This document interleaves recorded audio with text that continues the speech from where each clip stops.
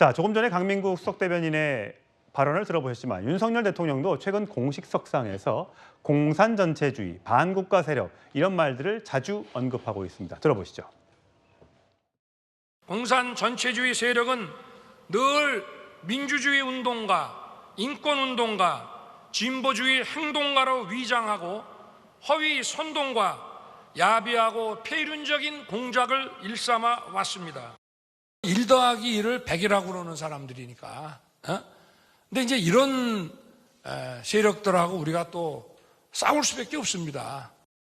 공산 전체주의 세력과 그 기회주의적 추종 세력 그리고 반국가 세력은 반일 감정을 선동하고 캠프 데이비드에서 도출된 한미일 협력 체계가 대한민국과 국민을 위험에 빠뜨릴 것처럼 호도하고 있습니다. 예. 여러 가지 언급들을 윤석열 대통령이 많이 나오고 있습니다. 윤석열 대통령이 박원석 전 의원님, 이념은 철진한 이념이 아니다. 이념이 가장 중요하다. 이렇게 얘기를 했습니다. 그 의미와 의도는 뭐라고 생각하십니까? 글쎄요, 정치에서 이념이 중요하다는 게 꼭 틀린 말은 아닙니다. 어떤 정치든 이제 가치를 추구하고 가치 실현을 목표로 하기 때문에 다만 이제 그 이념이 과연 지금 시대에 맞는 이념인가의 문제일 것 같은데요. 오히려 지금 윤 대통령이 보이는 모습은 정말 철진한 그런 이념 공세의 모습인 것 같아요. 마치 이게 무슨 우리가 냉전 시대 한복판으로 시대를 거슬러 온 것 같은 느낌이 드는데요. 그러니까 대한민국이 지금 선진국 문턱에 들어서 가지고 뭔가 일정한 교착 국면을 맞고 있고 또 국민들이 먹고 사는 문제가 굉장히 어렵습니다.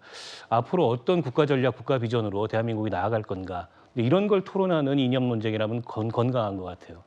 근데 이게 무슨 메카시 시대도 아닌데 무슨 빨갱이 사냥 비슷한 그런 멸공의 시대로 다시 돌아가자 이렇게 대통령이 나서서 캠페인을 하는 것은 본인의 정치적 반대자들이나 정치적 경쟁자들을 전부 국가 안보의 적으로 돌리는 오히려 전체주의 지도자들이 잘 쓰는 수법입니다. 근데 그런 모습을 보이고 있어서 대단히 우려스럽고요. 저거는 저는 여권 전체에도 굉장히 부담이 될 것 같아요. 총선 앞두고서. 지금 여당 내에서 말은 못하는데 또 선뜻 대통령의 저런 말씀에 동조도 못하는 상황이거든요.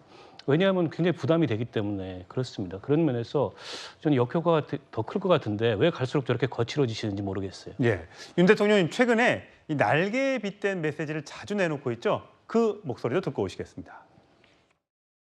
오른쪽 날개는 앞으로 가려고 그러고 왼쪽 날개는 뒤로 가려고 그런다면 그 새는 날 수 없고 떨어지게 돼 있습니다. 시대착오적인 그런 투쟁과 혁명과 그런 사기적 이념에 우리가 굴복하거나 거기에 휩쓸리는 것은 결코 진보가 아니고 우리 한쪽의 날개가 될 수 없다.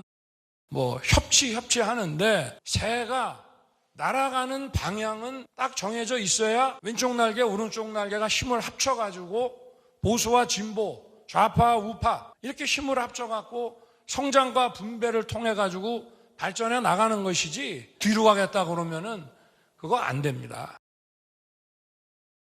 철진한 색깔론에 꽂힌 윤석열 대통령의 언행이 날로 점입 가경입니다. 반공 메카시즘이 아닌 친윤 메카시즘의 절정입니다. 전 정부 탓도 한계에 부딪히니 이제 자신을 비판하는 국민과 야당에 대해 이념의 문제가 있다라는 새로운 논리를 개발한 듯합니다. 민주주의 국가에서 대통령으로 선출돼 놓고선 자신에 대한 비판이 그렇게 듣기 싫습니까? 스스로를 우상화하고 싶은 것이라면 차라리 홍범도 장군 흉상 대신 윤석열 대통령 본인 흉상을 세우십시오. 네, 윤석열 대통령의 이념 강조 발언에 대해서 야당의 발언도 날선 비판으로 돌아오고 있는 형국입니다. 자, 지금 이쯤에서 과연 윤석열 대통령이 강조하는 이념, 이 이념 발언이 앞으로 7개월 남은 총선에 어떤 영향을 줄지, 그러니까 여당 입장에서입니다. 여당 입장에서 총선에 이득이 될지 아니면 마이너스가 될지 한번 저희 패널 여러분들의 생각을 좀 들어보도록 하겠습니다. 총선에 도움이 될 것이다라고 생각하면 O, 아니다, 해가 될 거다라고 생각하시면 X를 들어주시고 그 이유를 발언으로 듣겠습니다. 자, 하나, 둘, 셋. 예, 세 분이 X를 드셨고 한 분이 O를 드셨습니다. 자, 최진영 변호사가 혼자 O를 드셨으니까 먼저 발언 기회를 드리겠습니다. 그렇습니다. 단기적으로는 분명히 손해입니다. 그렇지만 중장기적으로 대한민국이 나아갈 방향이라는 측면에서는 그것이 긍정적이다라는 취지에서 저도 X를 들고 싶었습니다만 O를 들었는 것은 대한민국의 헌법적 기본 질서, 한마디로 헌법 조문에 있는 자유민주적 기본 질서, 시장 경제 그 부분을 확립해야 된다는 필요성을 저는 윤 대통령이 강조한다 하는 차원에서 이런 얘기가 나왔다라고 저는 생각을 하고요. 왜냐하면은 지난 문재인 정부 때 지나치게 우리나라 이념적 지도가 왼쪽으로 가 있기 때문에 그 부분을 조금 더 정상화하기 위한 한마디로 사람에 충성하는 것이 아니고 대한민국 헌법에 충성한다라는 그런 취지에서는 긍정적이다. 다만 단기적으로는 표를 잃는다 하더라도 본인이 어떻게 보면 국가를 조금 더 정상화시켜야 된다는 그런 의지가 담겨 있다라는 본다고 한다고 하면은 좀 더 길게 봤을 때 대한민국에 분명히 그 좌표를 명확히 한다는 점에서는 저는 긍정적이라는 취지입니다. 예, 박원석 전 순서대로 갈게요.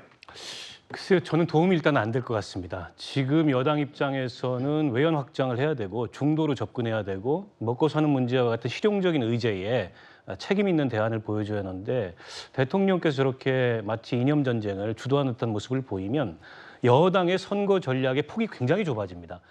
그거는 사실은 그 여당이 선거 앞두고서 인재 영입에도 이 제한이 따르게 되고 다양한 선거 전략을 구사하는데 여러 가지 제약 요인이 따르기 때문에 여당으로서는 좋은 게 아니죠. 예.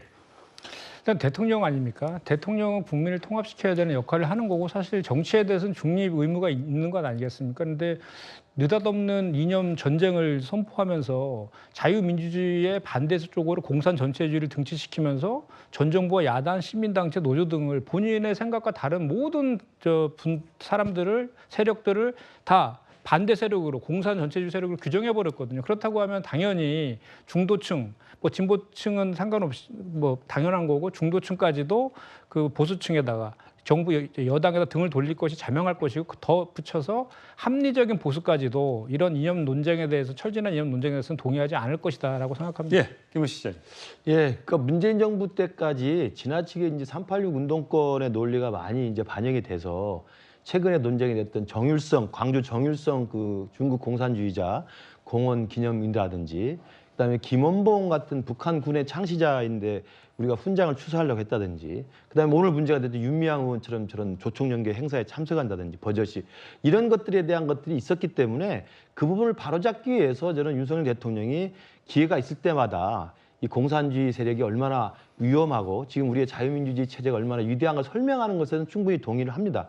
그러나 그것이 계속될 경우에는 결국 여당은 내년 총선에서 표를 얻으려면 성과로 표를 얻어야 되고 업적으로 표를 얻어야 되고 결국 성적표를 받아야 되는 거거든요. 그러면 지금 이야기하는 3대 개혁이라든지 그다음에 비정상을 정상화시킨다든지 때법과 탈법이 판치는 이 법치를 제대로 세운다든지 이런 것들이 국민들한테 피부로 다가갈 수 있는 성과로 좀 승부를 하는 게 중요한 것인데 이게 이념 전쟁을 하면 이게 강조하다가 과도하게 되면 결국 여당으로서는 좋을 게 없다. 왜냐하면 이념을 계속 강조하면 그래서 편을 가르게 되고요.